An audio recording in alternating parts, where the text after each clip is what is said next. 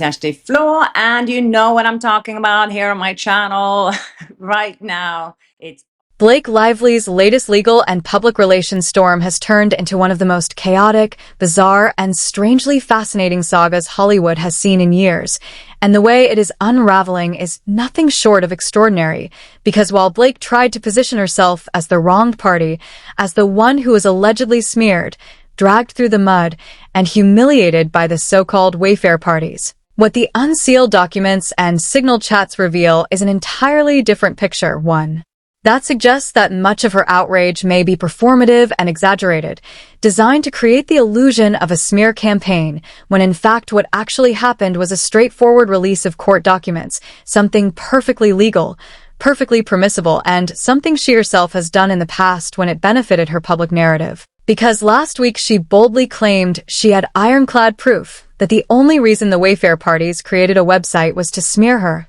that their lawsuit against her was not about justice, not about accountability, but merely a cynical PR stunt carried out in bad faith, meant to drag her name through the mud, and that she had the receipts to prove it thanks to the now infamous Signal chat which, she argued, was the smoking gun showing that the creation of the website was rooted in malicious intent. Yet when the details were unsealed thanks to Miss Garrett, who put everything into the public domain, after carefully redacting personal phone numbers and user IDs, what the world actually saw was far from a conspiracy, and instead looked like a group of attorneys, consultants, and strategists trying to ensure that already filed public court records could be easily accessed by the general public, which is no different from when Blake herself filed her CRD complaint and promptly handed it over to the New York Times, allowing them to publish it online where it appeared to readers like a lawsuit,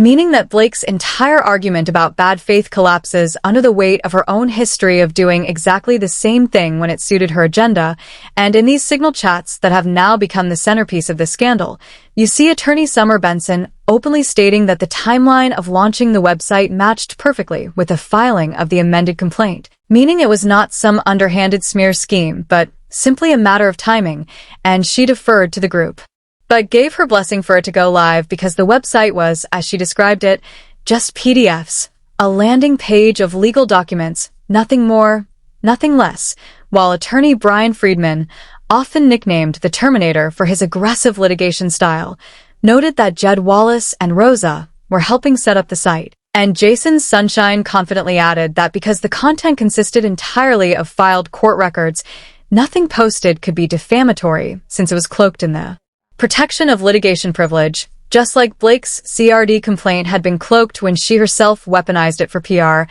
And this irony is one of the most glaring hypocrisies in this entire saga, because what Blake accused others of doing, using legal privilege as a shield to release documents publicly, is exactly what she herself has done, making her outrage look less like principled indignation and more like selective rage designed for headlines. And when Jamie Heath asked if it was legally sound to post the documents, Jason reiterated that these were official filings and saw no risk, although final approval rested with higher authorities, after which Jamie clarified that since they were not monetizing the site, since there were no ads or profit motive, it was simply a neutral landing page giving the public free access to documents they would otherwise have to pay to view through the court system, and with that, they gave the green light to launch, proving that the intent was transparency rather than a smear. But things became more complicated when technical glitches surfaced, because as they uploaded the massive amended complaint, the PDFs began misbehaving, pages skipped, blank sections appeared, and the formatting made it look inconsistent with what had been filed, which terrified Jamie, who insisted they could not afford to post inaccurate representations of court evidence, even accidentally, and demanded that unless the issues were fixed, the site should be taken down because accuracy mattered more than speed. And this caution reveals a very different picture than the one Blake paints of a malicious smear team rushing to defame her, because here we see professionals agonizing over details to ensure the record was accurate, transparent, and representative of the truth, and eventually, after fixing the bugs, they relaunched, at which point TMZ caught wind of it, reported on it, and the circulation exploded, generating massive organic traffic, with 11,000 active users. on the site within just 30 minutes and an astounding 820,000 downloads of the document in a short period of time, proving the public was hungry for the truth and that this was not some artificial smear but rather genuine interest in the court filings and behind the scenes. Conversations show the organizers wanted nothing more than to keep the site simple, a clean landing page without flashy design, to avoid looking performative or biased, and they explicitly resisted adding extra content that could confuse or mislead, choosing instead to let the documents speak for themselves. And while Blake tried to spin this as a coordinated attack, the reality is that it was far closer to a digital library of public records than a defamatory propaganda hub. And yet, Blake's defenders point to the fact that Reddit accounts like Bellin Files appeared, which some speculate might even be tied to Blake's own team, because they accuse Wayfair of creating smear forums, when in fact the same tactic seems to have been used by her own side, which again undermines her credibility. And if that wasn't enough, the Signal chats reveal her adversaries openly discussing the importance of accuracy, transparency, and protecting non-parties by redacting sensitive information like phone numbers and IDs, showing a level of responsibility that hardly fits the smear narrative. While Blake continued doubling down with her declaration that Justin Baldoni verbally abused people, insisting that identities of witnesses needed to be sealed to protect confidentiality, and yet in doing so, she simultaneously pushed selective leaks to the press, creating a bizarre double standard where she demands privacy for her own witnesses while reveling in the publicity of accusations against her opponents, leaving the public and the court wondering whether her real battle is for justice or for control of the narrative. Because if this is truly about truth and protection,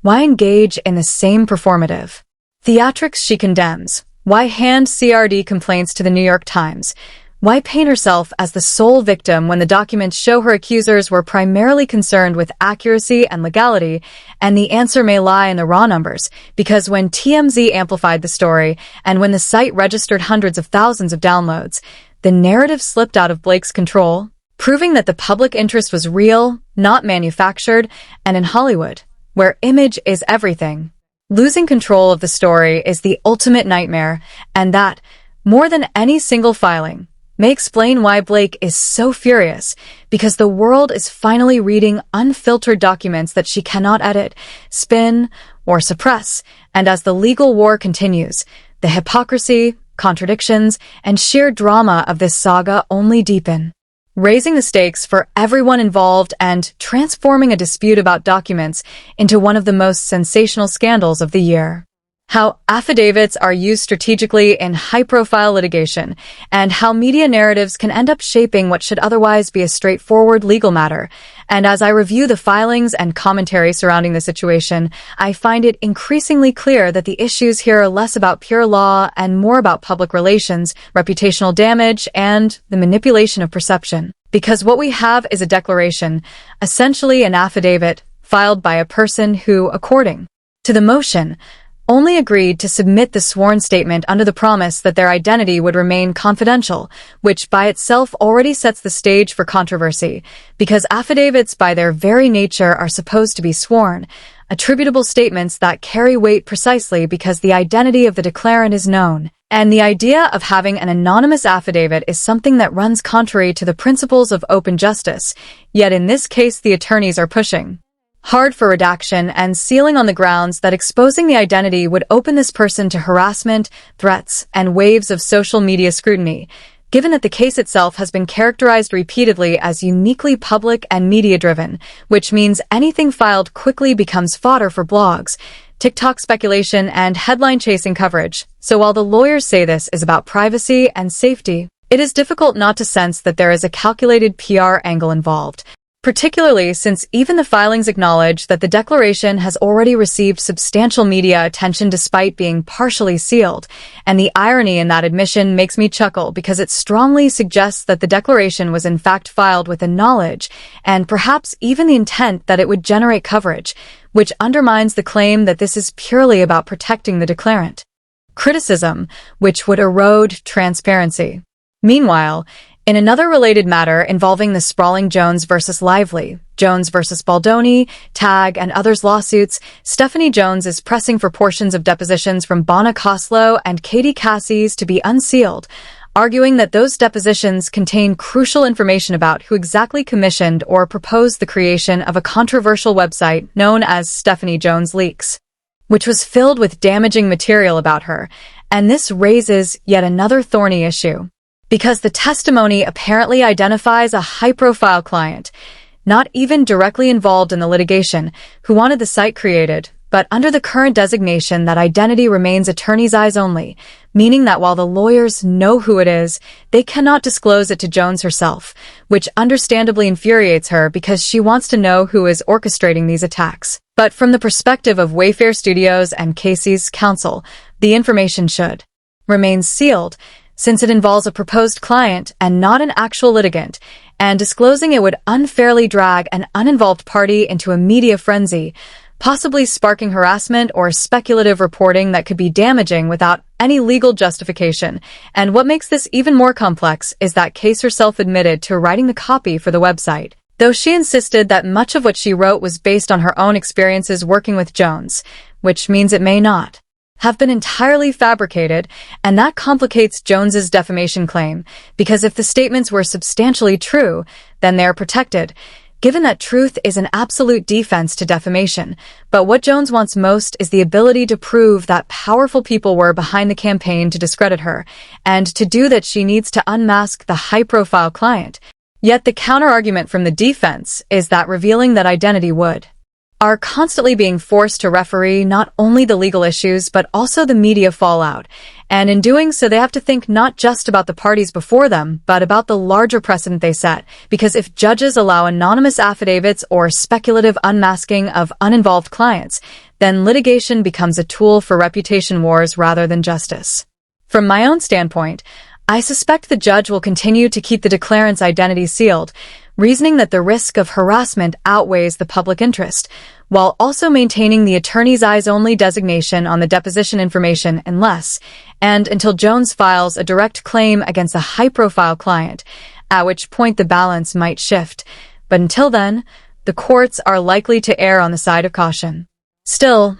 one cannot help but wonder how much of this litigation is truly about vindication and how much of it is about PR maneuvering, because the filings themselves acknowledge the substantial media coverage, and the attorneys seem almost to be writing for the court of public opinion as much as for the judge. And that trend is only accelerating in an age where every motion can be uploaded, dissected, and turned into viral content, which ironically ensures that the very harassment they claim to fear will continue to happen, as speculation thrives in the absence of clarity. In the end, whether it is Blake Lively, Justin Baldoni, Stephanie Jones, or any other figure in this sprawling case, what remains clear is that the lines between legal strategy and media narrative have blurred beyond recognition, and courts will continue to struggle with how to strike the balance, while commentators like myself are left to piece together the contradictions, the ironies, and the sheer drama of a case that seems to grow more complicated with every filing. And I suspect that for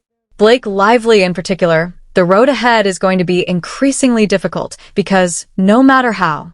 much gets sealed or redacted, the fact remains that the narrative is slipping away from her control, and in the end, perception can be just as damaging as legal liability. Subscribe my channel Coravanta for more updates daily. We says to sorry because we did not upload yesterday. Thanks or watching. Subscribe my channel. Thanks. Subscribe my channel Coravanta for more updates daily. We says to sorry because we did not upload yesterday. Thanks or watching. Subscribe my channel. Thanks.